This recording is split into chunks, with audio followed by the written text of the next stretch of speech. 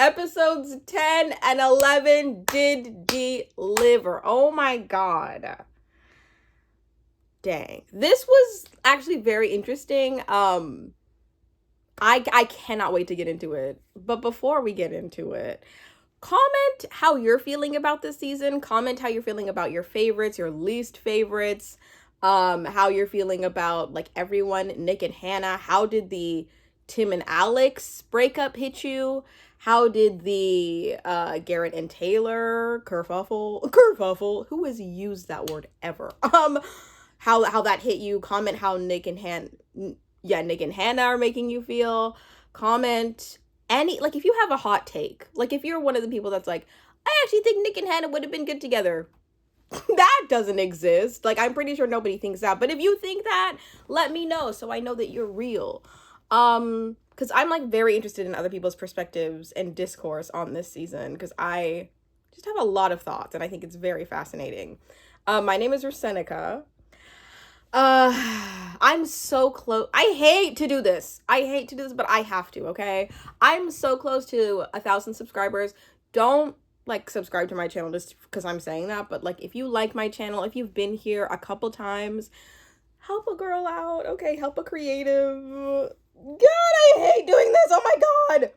But if you could, I would very much appreciate it, but only if you're like interested in my content. If you're not, it's a free country. We have free will in a lot of areas, but not all really. Anyway, yeah, if you like the things that I'd say and you come to my channel and you haven't subscribed, help a girl out if you could. I'm uncomfortable. Let's get into episode 10.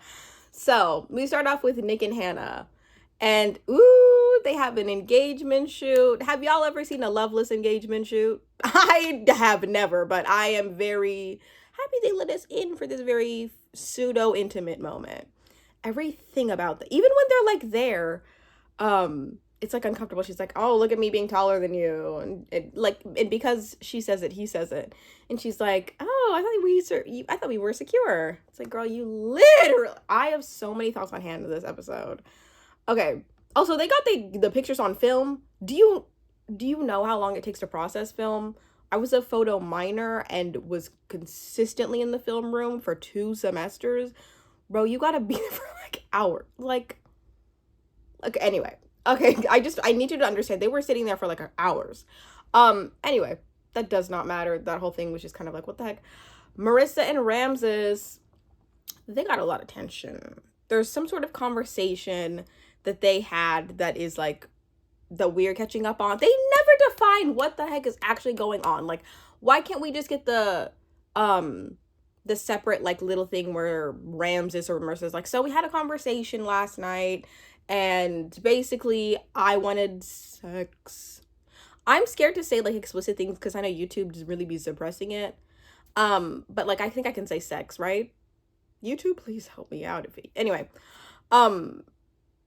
so like the tension is undefined, but from what I took from it, Ramses is upset because Marissa is sick or does not feeling well, and because she doesn't want to have sex with him. Is that what was happening? Because that's what I took from it, and it really grossed me out. It really grossed me out because it's like I luckily have is that even luckily? That's kind of just a normal standard thing to not have gone through.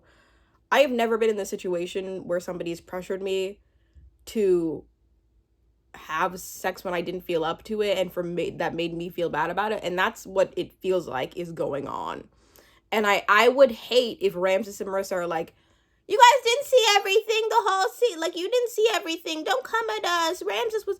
We didn't see, like, can somebody give us an explanation? Because people are, I hope that Ramses catches heat for this. Because it felt like Marissa was literally like, I'm ill. Even if she wasn't ill, dude, if they don't want to have sex with you, boo-hoo. Like, you fell in love over a wall. All of a sudden, now the physical is so incredibly important. It's like, well, it's my intimacy, babe. It's important to me, babe. Like, it's a marriage, babe. Ew. I don't, like, it just kind of it grosses me out because I feel like he's putting this pressure on her for these things that are not worth that, and it weirds me out. It grosses me out. Comment how you feel about that, because it's like, what the, like, dude, you weird me out. Okay, it just is weird because it just is like, that was not defined. But from what I got from it, Ramses is upset because Marissa didn't want to get intimate with him. Okay, so then we have Tim and Alex. We meet Tim's mom and dad, and she's calling him Drake. Well, that was also not defined. Can we get like some explanation as to what the heck is going on this season?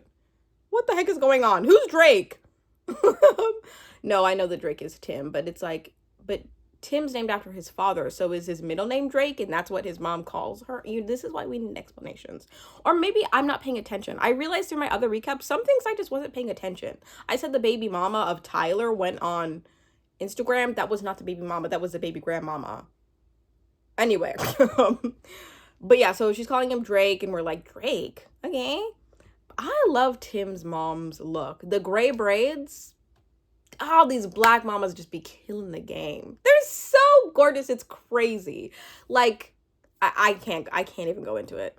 I was gonna be like, comment if you love comment if you love these black mamas. And I'm not gonna keep doing that. Sorry. So then Tim, or Drake, brings up some concerns, and it's kind of like the typical, like, well, marriage is hard work. Well, you guys are gonna have to work through things. Well, it's not as easy as you know. I wish they had gotten more into like very real things, but some families are just like very surface level. They're gonna have those conversations.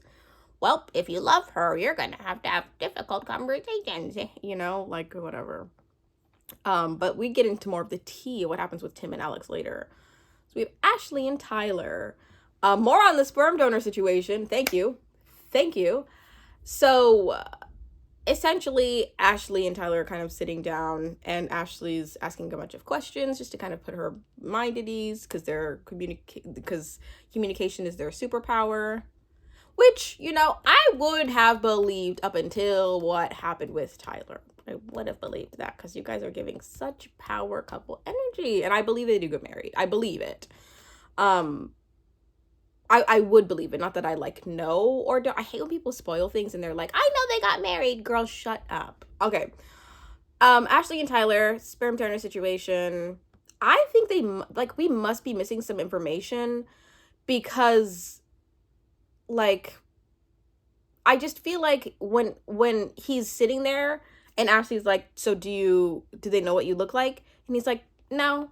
We're like, we saw you with the children. Like, if you don't know, the sperm donor's like mom went on Instagram and Facebook and was like, Tyler's been real silent ever since he got on TV, and we haven't been able to reach him. He's a deadbeat. And it's weird because it's like, Tyler just provided the sperm, but like the amount of passion she's coming onto social media with, a lot of people are taking it as like, oh, he's a deadbeat. Like, we know he's a deadbeat because the baby grandmama said it. So everybody's viewing Tyler's like a deadbeat, but he's not like a dad. He like helped out his friends conceive. He's not like, that's the thing, is like, I don't know what the heck to think about this situation, because I initially took it as like, oh, that was his ex, is like, so he's saying there's sperm, but they're not exes. They're just people that like had an agreement with him. What are we missing? Can Netflix please? I just need this to be defined. And unfortunately, we have to wait till the reunion on the 30th. But I just feel like all these conversations, he keeps saying these things, and you're like overtly just lying. You're either lying or we don't know things that you know, that it's like, what the hell? Anyway, back to the show. Okay, so he says he helped out some friends who couldn't afford a sperm donor, and he felt called by God, which I feel like is commendable. If you have materials that certain people do not have and you help them out, hey, look at you, provide, like, making a family. That's so beautiful. But it's also like, why is your sperm donor, why is the person you donated sperm to's grandma coming on Instagram being like, is she deadbeat? He's a deadbeat. Weird. So, yeah, the whole like do they know what you look like? And he's like, I don't know. What? Garrett and Taylor. Okay, so they're doing something with letters. Oh, so what were they doing? I don't know if I just wasn't paying attention, but I felt like I was. They're doing something with Taylor's grandparents' letters, which was such a cute idea, so sentimental, so beautiful. Garrett's parents apparently are really struggling with this process, and we knew that, but it's interesting, like, the amount that it's being brought up more and more, because they initially were just struggling with, like, oh, it's just a quick process, you're making decisions quicker than you should have to, but now it's like the whole issue of Garrett moving down to where Taylor lives in San Diego, and I'm just assuming that, like, he has the capability to move and she, like, either lives there or really really wants to live there.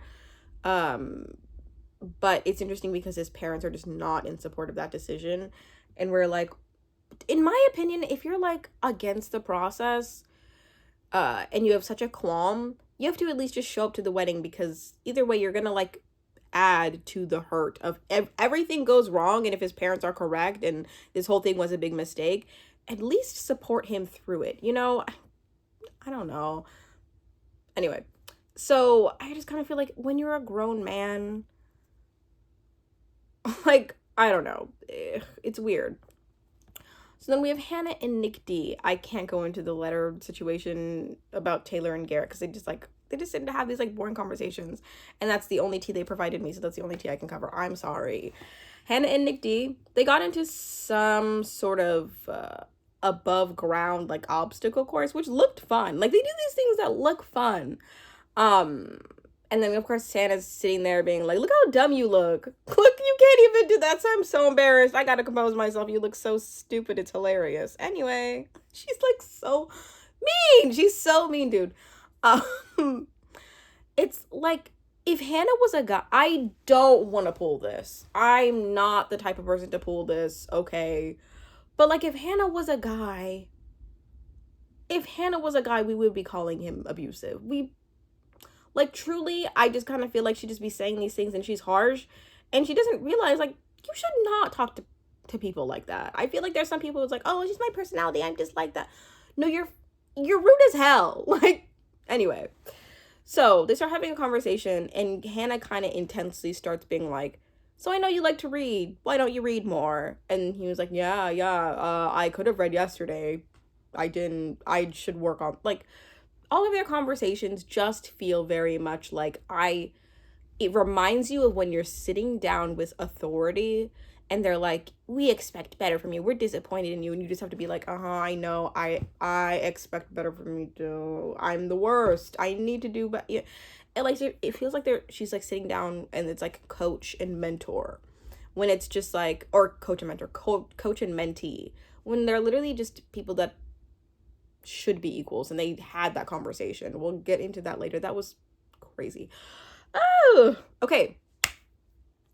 And they get into the conversation where Nick is like, you kind of treat me like I'm below you. Okay, yeah, literally, I was like, look into the conversation. It's right here. So Nick basically is pointing out the obvious. If you treat me like I'm below you, can't I be treated like an equal? Which is a valid question. That's a valid question. It was all on our thoughts. And so then Hannah's like, you get treated like an equal when you contribute like an equal. Which, listen, I feel like it just is very harsh, the way that she delivers things, and it strikes me immediately as mean. I think that Hannah's, like, a mean person. If she feels negatively, she's going to speak on it, and it's, like, abrasive. But I also do have this part of me where I understand you get treated, where, like, she's like, we do have different things because we do different tasks. Because it's like, Nick is 28 and, like, needs to be shown how to boil water for pasta. That's kind of weird. But ultimately, the problem is in the communication. Because it's like, you need equal and you need equal. Just because you guys have different, I don't know, capabilities doesn't mean you get to just, like, berate him and be rude about it. I get it. It's weird. There are probably things we're missing that we don't see that, like, Nick is not able to do. Even, like, the boil pasta thing is like, how are you, But I just ultimately think it's just learn how to relay things a little bit kinder to the people that you claim that you love. You claim you love him, but you're treating him horribly. So, how are we feeling about Hannah? Let me know in the comments. Tim and Alex. So, we see that Tim is mad at Alex because Alex has been a sparse communicator. The main thing that led into this is the fact that after Tim's parents had a conversation with him, apparently Alex went to bed, and it was crazy because Tim's parents drove like 10 hours. Oh, that's pain. That's like actually crazy to hear. I don't blame him for being upset. I kind of feel like Alex has a bunch of these really weird red flags. But I will say the conversation that happened afterward. Well, actually, am I a little bit too far? No. The conversation that happened afterward of being like, you fell asleep. She was like, listen, yesterday I didn't really communicate with you. Well, first of all, I fell asleep because I was exhausted. And I do get the exhaustion point. But you wake yourself up. Wake yourself up. This was not once in a lifetime thing, but this is like a one-time thing that was going to happen, and you guys are on such a short timeline. But you do feel empathy a little bit for her when she was like, listen, I'm exhausted. I worked. I blah, blah, blah. It's probably exhausting filming the show also. But, the parents are there. The parents are there. This wasn't just I don't feel up to talking to you. I don't feel up to filming. The parents were there. Get up, dude. That but I will say directly after Alex kind of went into yesterday, let's talk about what did happen when we communicated. We were texting pretty much all day. I gave you a call, something didn't go through, whatever, and then 5 or 6 you communicated with me, I saw your text, I didn't, whatever. It just felt kind of okay, I'm tracking with this. There are some things that you have communicated and some things that he just wasn't comfortable with, and you just kind of need to feel as though you are over communicating to satisfy his level of communication. But at the same time, he does pick up on these red flags because Alex is kind of riddled with red flags, but at the same time, Tim himself needs to be more. Does he? Let me know if I'm incorrect. No, this is just how it hits me. I kind of feel like Tim is really not. He doesn't have the patience and the bandwidth for this short of a process. You need to be able to work with people and grow through the tough times. But at the same time, she fell asleep after his parents drove 10 hours. That to me just kind of the tip off of but I feel the conversation at the very end when Tim was I never want to see you again, it was oh shoot. I mean, how valid are we feeling Tim is? Because I kind of feel he has a lot of validity, but I think that he is not used to having leeway and just patience and just kind of the ability to communicate through very tough things that he perceives to be tough things. Because I kind of felt okay, Alex was there kind of putting in the work, but she also was kind of interrupting him a little bit. They're not meant to be. I guess they truly were not going to work. I think from night 1 when she admitted that she put her hand on his mouth, that was when we knew this was not going to work at all. So I guess we should be happy that it's over, and that as much as you can see potentially both perspectives, their dynamic is just it would have turned toxic if it stayed a little bit longer. It would have. Anyway, so Tim and Alex break up. He's I never want to see you again. Ha ha ha, you guys are in a reality TV show together. You're probably going to see each other at minimum 10 times for filming purposes. But whatever. I don't even care. Honestly, I don't even really care about talking to Tim and Alex much at the reunion because I don't really want to get their tea. I'm kind of I feel they've showed us everything that we need to know about them. It's just don't waste our time at the reunion. So everybody gets together for the 20s themed party. I guess it's a roaring 20s type of a thing. And everybody's like, oh my god, my costumes. Is this episode sponsored by Amazon or something? Because why did everybody have like Amazon boxes? I guess maybe because like they didn't really have time to shop. But it just felt very much like, oh, I know an Amazon box when I see one. Like, you know, I feel like they typically go out of the way to like blur certain brands and things. Anyway, I'm not even gonna lie. When Nick was getting ready, I thought he looked good. I did. I thought he looked good. I feel like the discourse around Nick's looks are that like he's not as attractive as we thought he was gonna be, but he's not ugly, dude. Like he's cute. He's kind of cute. Is that a hot take? Let me know in the comments if you. Garrett and Taylor. So we get our first Garrett and Taylor fight. Woo! We love an argument. I love an argument from perfect couples because it's like, please show us the weaknesses in your dynamic. I live for it. I get I'm so toxic. I'm so bad. I get energy from it. I just love when the perfect couple gets spicy, like anybody else, okay? So Garrett gets a text from his ex and didn't seem to really engage. But Taylor would have liked if he had just shut it down. Been there. I have been there before. If you are in a relationship with somebody, that is fragile in the beginning, okay? It's weird. And I think it's kind of up to the person who's in the relationship, is being reached out to from a past lover, to genuinely just be like, shut it down. There's no point in talking, whatever. Enough of my own little personal tangents. So, I kind of feel like a lot of people have been in this situation and feel Taylor's side. But, so, Taylor's just kind of like, I don't understand. He's like, well, I liked it. I liked it, and I'm sorry. This was a really horrible, stupid time, so now we have to go to this stupid party. I'm sorry, I ruined everything. And Taylor's like, you know what? Like, we're gonna get over this. This is so annoying, but we're gonna handle this, and we're gonna get through it. This is just the worst time. And they just handle it so maturely. Like, this is how conflict resolution is recognizing the problem. She states like, I don't feel comfortable. He's like, sorry, I messed up. Oh, but you look really pretty. And she's like, shut up. Let's go into the thing. This is just a stupid time, but whatever. Let's go to the thing. They just like, everything about them is just great. You know what? I will say, as much as I did find them boring, I kind of feel like as time has gone on in the season, I like them.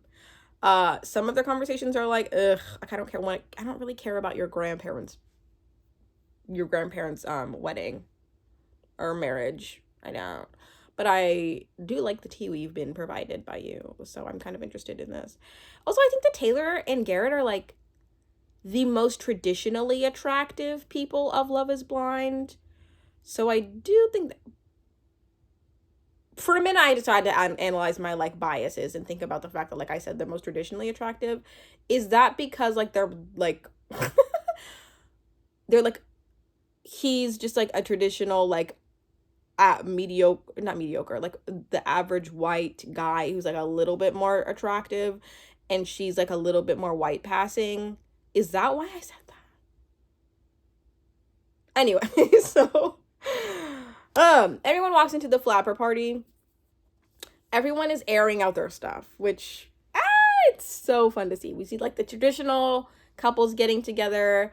Ashley is talking about the sperm donor situation. I would hate to be in this situation, but it's like I genuinely believe that these people are friends. Like I love that they have this camaraderie with each other.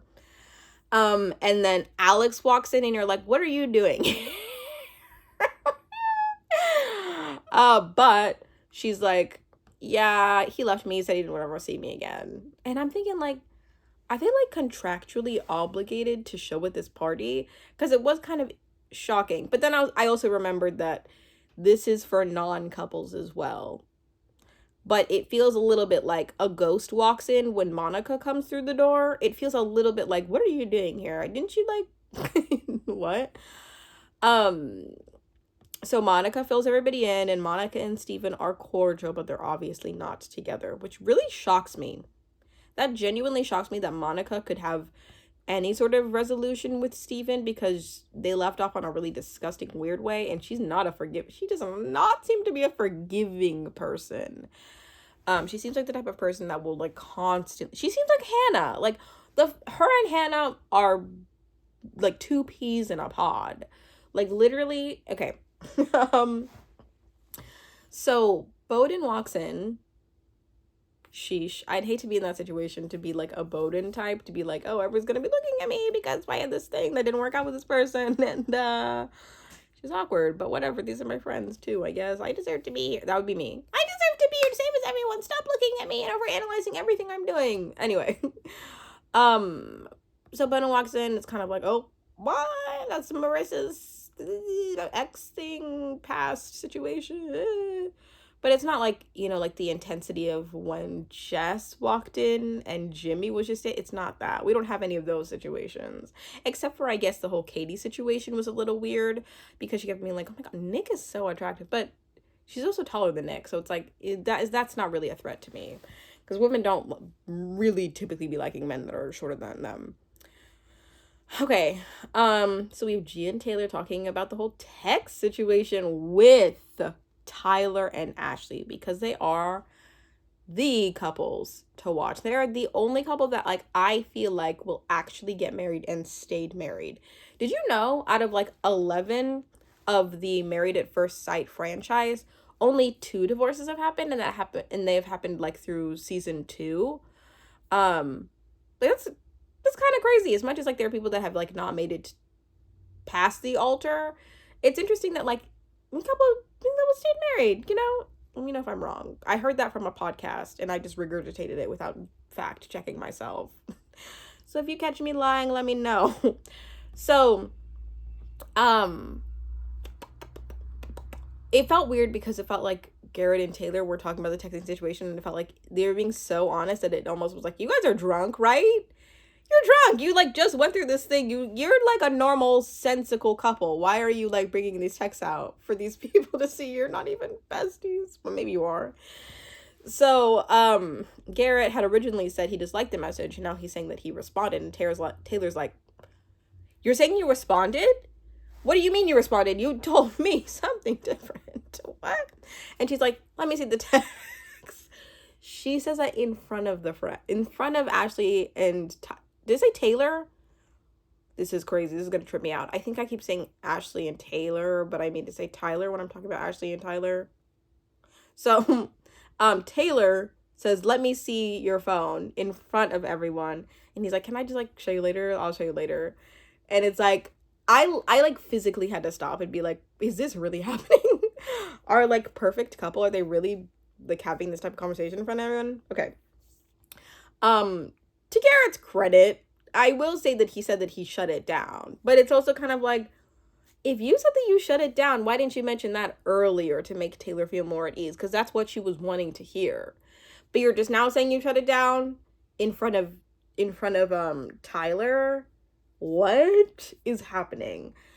Are you going to admit, oh my God, why are you going to omit that you had the right response?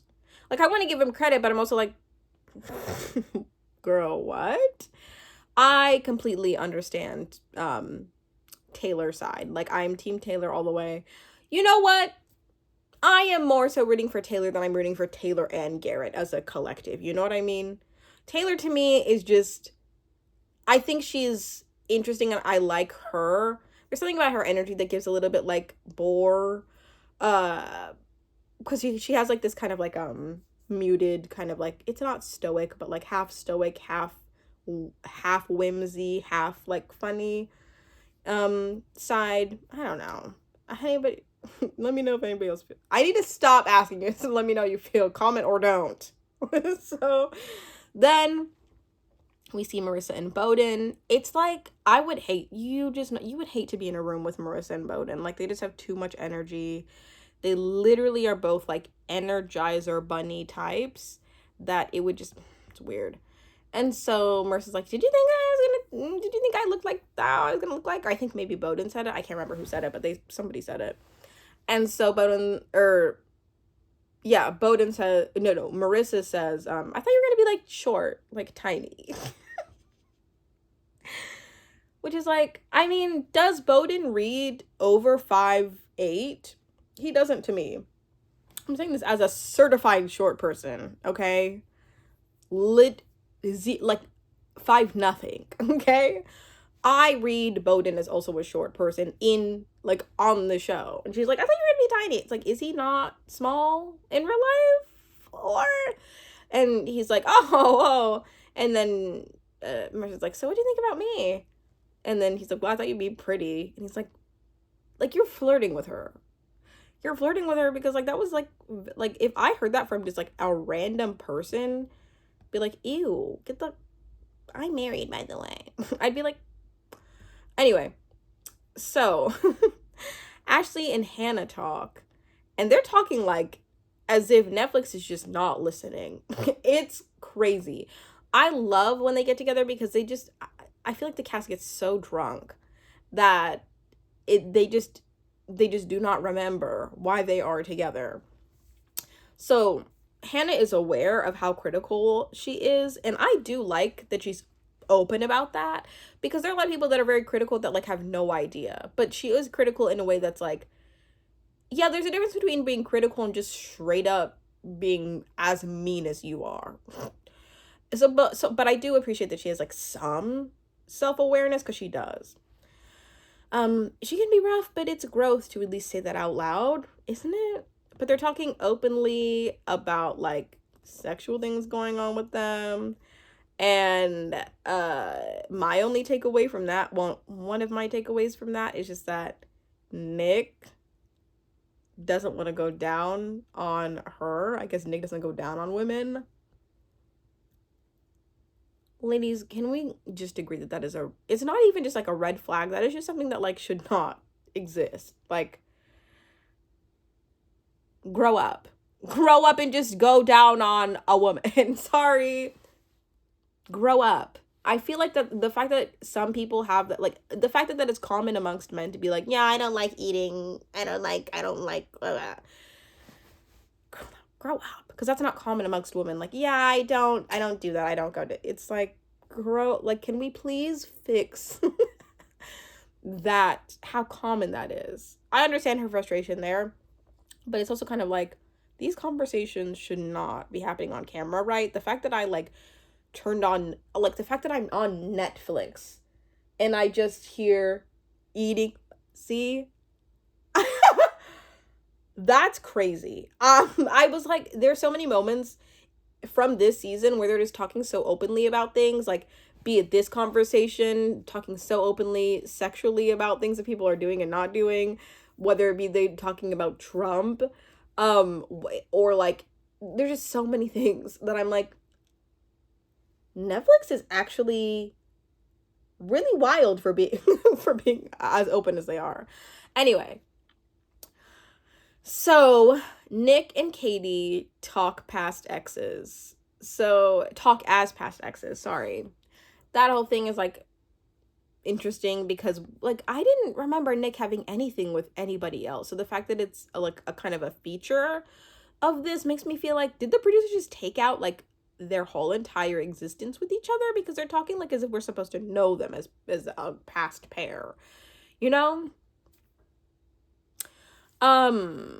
So it's really interesting because I feel like Nick is being very vulnerable and open, being, you know, kind of saying, so why did we drop off? And she's also being open, being like, I thought that you were immature. But then she's also kind of showing the fact that she's a little insecure about her age. She's like, I can't help when I was born. I am 35. Did she say 5 or 6? I forget. But we can't know when you're born. By the way, you're attractive. And she does mention that he's attractive, like, a decent amount. That she can't wait to hang out with Nikki D. It's like, but I feel like there are so many things that are unsaid in this conversation. Like, they're saying a lot of, you know, you're attractive, I did find you to be immature, so that's why we're not continuing. But at the same time, you're cute. But whatever. So we catch up with Garrett and Taylor and their in their conflict. So I just, like, wrote down that I'm a really big fan of Taylor in this moment, because Garrett's kind of trying to, like, diminish what's happening. And I feel like Taylor's just kind of like, no, you were saying that you're leaving out details. He literally left out the whole entire the fact that he responded. She's like, you're not leaving out details, you're leaving out facts. This such a beautiful analytical mind. I could not articulate the things that I would be feeling in this moment, but I just stand, like, to see Garrett be like, sorry, I know, is just, it's so great, because I feel like he was doing that thing. I feel like it's a guy thing to be like deflecting to like make things a little bit better, make them a little bit more digestible. And she's like, no. And I just appreciated that. She's being like, listen, no, this is hurting my feelings. I am going to take you to my family. I don't feel comfortable. This is a red flag. There are honestly a lot of red flags for me right here.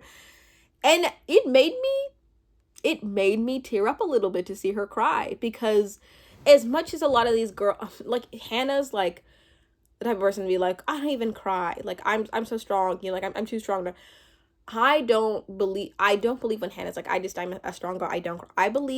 I believe Taylor when she starts crying, that she doesn't do that often, that she like tries to hold it in, that when she lets it go, it like means something. And that signaled to my body to be like, oh my God, look at this person that like does not deserve to cry, that's crying. That's crazy. Oh my God. And we're talking about her pastor being cheated on. Have we all been cheated on? I've never been officially cheated on. Not like with, like in high school, I was talking to this guy, but we never officially dated, but like it felt so much like that. But like, I just want to say, like, has everybody, like, I feel like everybody's talking about their past with cheating. I feel like, I don't know, that's just really interesting to me when she brought up that she'd been cheated on. I feel like we hadn't heard that before. So Nick and Hannah, so everybody kind of leaves. We see that Nick and Hannah get back, and Nick is in trouble. Oh, Nick is in trouble again, has to go to the principal office. That is simply Hannah's existence. So Hannah's like, remember you said you wanted to get closure with Katie? What was that about? And he's like, I didn't say that I wanted to get closure with her. I just said that I'd like to have a conversation. And then she's like, so what was that conversation? Can you explain? So I can understand. I just need to understand. And Hannah's, or Nick is kind of being like, well, she dropped me, so I just wanted to understand. And Hannah's like, that's my best friend and my fiance talking. Like, why? Like, she said best friend where she meant to say nemesis. You know what I mean? It's like, you have such strong feelings about your best friend and your fiance talking. Bruh. You are acting like, I just feel like the whole best friend, that's not your best friend also. You were literally just talking about her being like, do we love her anymore? It's weird that she constantly was telling me about how attractive she, you don't talk about your best friend with your other friends being like, I don't know how we feel about her, and you like, dude, what? So Nick is detailing the conversation that he had openly with her, and Hannah's just like sick over it. She's sick. And she's like, I just don't understand why, you know, it just felt like she was really grasping for something that he, like, didn't know how to, like, respond to, and he needed to take time to respond to it. So then Nick says, are we mature enough to have this conversation? Yeah, Nick, asking the good questions. Hannah, that, like, triggered her. You could tell something went off in her mind when she heard mature. I felt like she maybe thought he was, like, questioning her, and was like, are you mature enough? Are you mature enough? I've turned you verbatim. The way that she said it was weird. Because I've turned you into a boy, into a man. And he's like, I've turned you into a boy, into a man. Which is, it's funny because it's like, I've turned you from a boy into a man. What the, like, are these people, like, I want to know how drunk we are at these current moments. Because it felt like, not really, but saying like, I've turned you into a boy, into a man. What? That is like that's just like a very toxic thing to say. I've turned you from a boy into a man. I feel like only bitter exes say that whenever they see the person they've spent so much time with, like years with, after they've broken up, you know, like, they see them level up. They'll be like, I can't believe it! I turned him into a boy, into a man. Into a boy, into a man. Like, I've been with my husband for 6 years. We met when I was 18. Now we're turning 25. And even I don't feel comfortable saying that to my husband. I turned you into from a boy into a man, when, like, kind of, like, we kind of went through that transition, being teenagers now to grown adults who have a 2-year marriage, you know? But, like, you just don't see, like, those things are just so tough. Like, I, as somebody who has the ability to kind of potentially mention that, I would never. That's just such, like, a critical, horrible thing to say, I feel. Um, like, I get Hannah's issues with security, but I just have more empathy for Nick, because Nick, I just feel like, is taking so much. And so then they kind of go more into this conversation.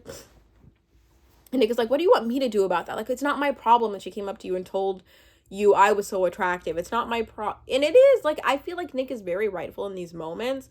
There maybe could have been some things that were kind of like, because they were kind of flirting a little bit, Nick and Katie. They were like, there are some things that were omitted from what Hannah and Nick were talking about.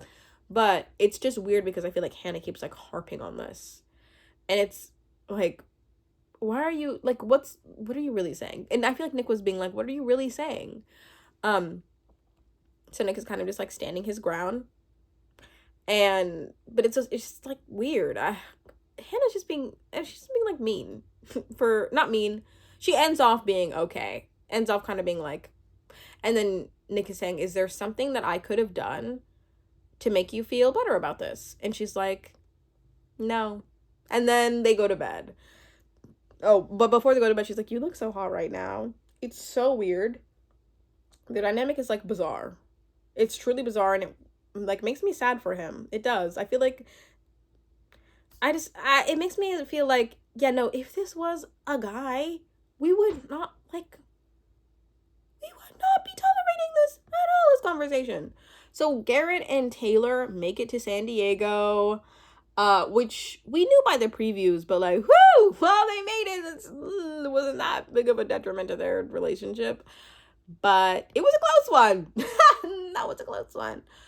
And then I say, oh shoot, Taylor takes a video of her family when they're out at a restaurant, and everyone who's had bad family interactions be filmed from Love is Blind is probably sitting watching this scene being like, are you kidding me? That's allowed?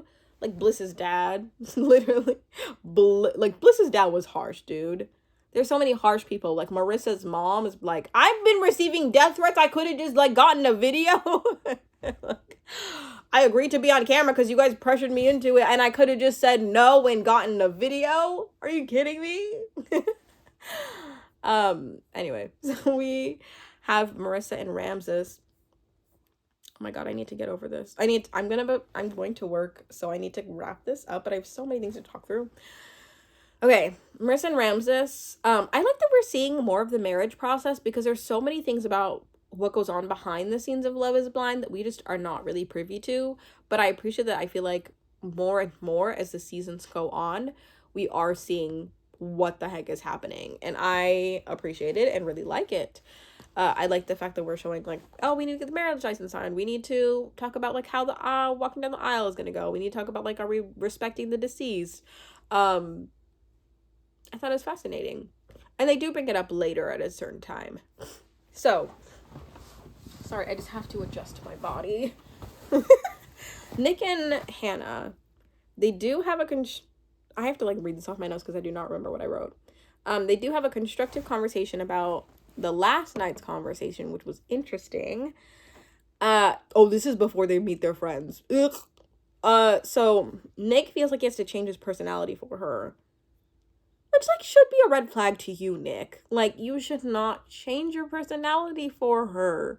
You can maybe change, like, little things that you feel as though are going to be constructive to help you grow, but your whole personality, no. I feel like you have to change your personality for people who you, like, just shouldn't be around, who you naturally just feel or you're not cut out for. Anyways, it just, like, I just feel so bad for Nick. I do. So then we meet Hannah's friends, and my butt is clenched. Like, my butt is clenched. I can't imagine being Nick in this situation. Oh, it feels so unsafe. So I was thinking, if they're going to be anything like Hannah, this is not a safe space for Nick. This is not a safe space. So, however, Hannah's friends, they do kind of point out at least one valid thing, that is like, you shouldn't have to change your personality. You should only have to change some of your actions. And that is valid. Like, there are some actions that I wish a partner could change, could grow in. And they should never have to feel like they should change their personality. But they're also very much not helpful, because they're kind of incredibly critical in the least safe space in the world, because they're like, it shouldn't be hard. What's so hard about that? The fact that you have to like take out her dog, the fact that you have to like do these little things. If I were Nick, I'd literally just be sitting there like, yeah, dealing with her is like the hardest thing I've ever had to do in my whole entire life. You guys don't know her like I know her. She's difficult on me. She's hard on me. Get me out of here. I'm blinking twice. I need to get out of here. Like, I'd literally be like, you guys are so mean. Like, everybody is so mean but her parents. Why? What is that? So then we have like, the friends are so intense, and it makes sense as to why her friends are like that. Her family, I can't say the apple's rotten right to the core, because her family is lovely, but her like friends are weird, dude. So we have Taylor and G. They meet Fong, the long-awaited Fong, fabulous woman, but not me being like, Hannah, fabulous. I think you're fabulous. Taylor and Jimmy Fong, there's really nothing that's like conflicting there, other than, we're hesitant about being in on your journey, but I'm happy that you're allowing us out on your journey. We thought that there was going to be like some like crazy conflict, because the previews kind of led us to believe that like something was going to happen, and nothing really did happen, which is like great for them, because Taylor and G deserve it. They deserve greatness. So then Hannah is talking about doubts with getting married with her mom. And her mom is such an old school, sweet, kind lady that she just is like, I think, I think if you love him, you love him. And if you want to marry him, it doesn't matter what your friends say. But Hannah's like, no, but you don't understand. He's like the worst. Like, my friends don't like him. I don't like him. He doesn't vibe with me. We're not compatible. Yeah, like, y'all are not compatible. Like, y'all are not compatible, but you're like really taking it out on him as if it's all on him. A lot of it is on her. And I hate to go on these tangents so heavily against Hannah, because I feel like it's so easy to like really say the negative silent part out loud about women, but like when it comes to these like men, like you're not really ranting that much about them, even if they're like evil and gross. So it's like hard for me, because I feel like I'm being really have like critical and open about a lot of the like these women, but like specifically Hannah, and I don't like to do it, because I'd rather do it to a man, truly, but just because I feel like there's a lot of like, it's so much easier to be harder to a woman. I just like hate doing that, but like Hannah's just a bitch. She's a bitch, okay? She's a bitch. She is. So then we have the wedding dress try-ons that Hannah was kind of talking about. It's my least favorite part, dude. Wedding details are like okay when you're talking behind the scenes, but when everybody's coming out and everybody's trying on a dress and everybody has to do this whole like, my mom's here, and then what's her name, the host, who the heck are we, Vanessa, it's like, Mom, what do you love about her? And then the mom's like, I love that when she was a child. I don't care. Oh, I could care less. So we see Hannah isn't there, but Ashley's mom, by the way, I just had to make this note, Ashley's mom is gorgeous. Who is that lady? Like, oh my God, she's beautiful. I like Marissa's mom. The fact that she's kind of like turning into this person who you're like, what the heck? She's kind of like, if you didn't know her beforehand, you would not view this commentary as passive, but she's kind of a very passive person. It's like weird. Like you kind of think like, ah, she's so funny. No, she's like for real weird and like difficult. Um, I liked the first dress that Taylor had on. I thought it was I thought it suited her a lot. I thought that it was beautiful and a lot more interesting than the second dress that she tried on. But her mother was like, no. And you know what? A mother's intuition, at least when you're close, I feel like is very something that you like rely on and like would like to hear from. But I kind of feel like her mother maybe steered her a little bit wrong with this one. I liked her first dress. I thought it was really beautiful. So then we have Hannah and Nick catching up in the living room. Weird. Hannah, it starts off with Hannah being like, so, you know what you said to me? You wanted somebody to push you, right? Like, that's what you wanted. Do you think I've ever done that? Or do you think I've done that? And he's like, yeah.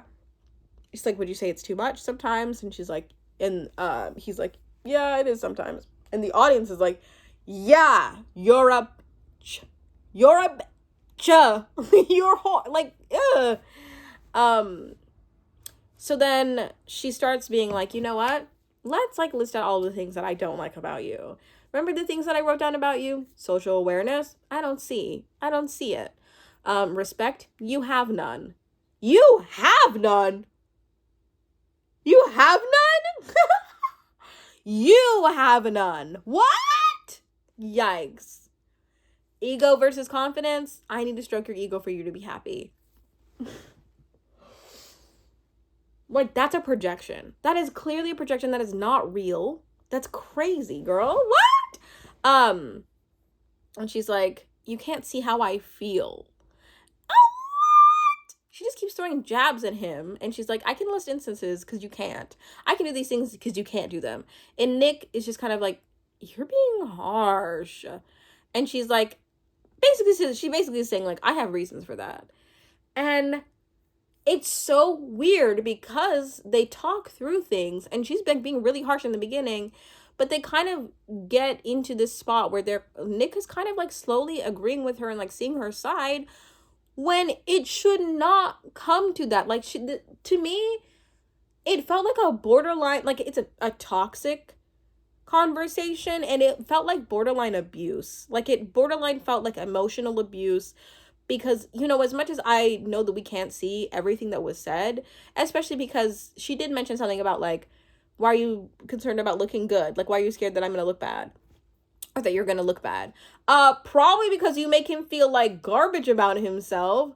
Like, you make him feel horrible. Like, I just feel like there just must be something we're missing, because the way that she's treating him, I just don't see how anybody can excuse that. I don't know. Like I keep saying, like, if this was a guy, we would run him off the internet. Like, this would be horrible. And that's just how it strikes me. Let me know if you disagree with me, because I feel like I could be open to another interpretation of the situation. But personally, I just am kind of like, there's a difference between, oh, I'm just harsh, that's just who I am. He couldn't do certain things. He's 28. Yeah, like, he is 28, and I feel like he's behind. But also the way that she's like, what responsibilities do you have? And he's like sitting there listing them for her. He's listing them for her, like, as if he's like, at some point, Nick just be like, what is the point of me doing this for you? Like, really, what are you actually saying? Because what you're actually is saying is that I'm superior to you and I'm better than you in every way, and you want to hold it over my head to make yourself feel better, and you want to berate me because it makes you feel good. Like, that is really what's being said. And it's like like, it's kind of crazy. It's like kind of crazy to watch, and it makes me sad. It like genuinely makes me sad, because I think that Nick actually is thinking that he's just not doing like well, and that he's not good enough. Like, he said, like, I don't think that I'm good enough for you. I thought I was good enough for you, and I thought it was like good enough for you to get married to. And she's like, and he just like takes it. That's, I just, you know, like, there are things that, like, I'm not saying. There are things that we as the audience are not saying. There are things that, like, maybe Nikki D is like a little bit more difficult to be around than we perceive. Maybe, I don't know. But the way that it strikes me, the way that Netflix is presenting the information to us, it just grosses me out a little. Okay. Let me know how you feel about the whole Nikki D Hannah situation, because it's weirding me out. I don't like her. I think she's mean. I think she's been allowed to be this mean with nobody checking her. I think somebody needs to check her. Check her in a way that it's like, listen, dude, like, you are saying you're critical, but you're actually just like, you just like sneak in these little things that just make people feel bad for no constructive, valuable reason. And it's tough. Like, it's something that you should work on. And I feel like our friends are probably the same exact way. So then we see Marissa and Ramses, and they talk about doubts in this pool. What doubts are we also, like, there's so many things we miss with Marissa and Ramses. They're like talking about Ramses is like, oh, I don't want to do this again. You probably are going to, Ramses. Have I been missing so many things about Ramses that are like a red flag?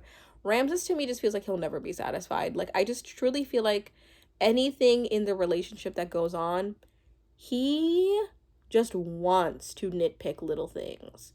And even with the whole sex thing, it kind of grossed me out because it's like, she can't even be sick for you to be like satisfied with what? Okay. It's hard not to root for couples to stay together because we like to see longevity, especially in couples that seem like aesthetically pleasing. But these people, like, I really hope that Marissa doesn't get married to him. And I don't like him. He's a red flag. He's a weird guy, and he's very nitpicky. But they could be happily together, and maybe I'm missing some things about Ramses. But he strikes me as just this guy that, like, you just can never please. And I feel like she might even be used to that because, like, has this thing with her mom, you know? Like, her mom is, that, the apple is run right to the core. That's crazy. Ashley and Tyler, they go skydiving because they promised that in the pods. And it's really cute because we knew that was going to happen. We know that Netflix loves to go all out right before the weddings. And them talking about the skydiving, full circle, the beautiful. I thought that was really cool. Although the whole sperm, like the fact of the intrigue of the sperm donor thing, I can't wait for the reunion for us to just talk about what the heck is going on. Are the sperm donor children invited to the wedding? Is it rude for me to talk about them as the sperm donor children? Are the children invited to the wedding? Bro, I can literally just eliminate sperm donor. I don't have to. Are the children invited to the wedding? Because I feel like they should be, because the way that they're talking about this is like, he's like a part of their lives. Anyway. Then we have Marissa and Ramses. They had like some sort of fight about something that is undefined, about something I'm very confused over that Netflix does not talk about, does not clarify. Netflix, I don't know what the heck Marissa and Ramses are talking about. Could you please give us at least like a, Ramses and Marissa had a disagreement last night because their friends be talking shit to each other, you know? Like, I just want to know. And I don't know. And it just weirds me out, and it's kind of like, so they're talking about like outside influences, and Marissa's like, outside influences should not matter. Is she talking about her outside influences? She's talking about Ramses' outside influences. I don't know. And there are probably things that I missed. But I tried my hardest to pay attention and to write specific notes, but they were not getting specific. They shouldn't be together anyways. You already know how I feel about him because I just ranted about him and his weirdness. Yeah, that's all I have. If you have any thoughts, takes, anything related to this season, please drop them in the comments. Please, I'm so close to 1,000 subscribers. I don't just post Love is Blind. I like go on little human rants. I talk about anything that interests me, and that typically happens to be Love is Blind in reality TV shows, but it could be anything that I'm kind of thinking of. Take a look around my channel. I will be back for next week's episodes. Wherever you are, whoever you are, whatever you're doing, whatever time of day it is, I hope you have a good morning, afternoon, or night.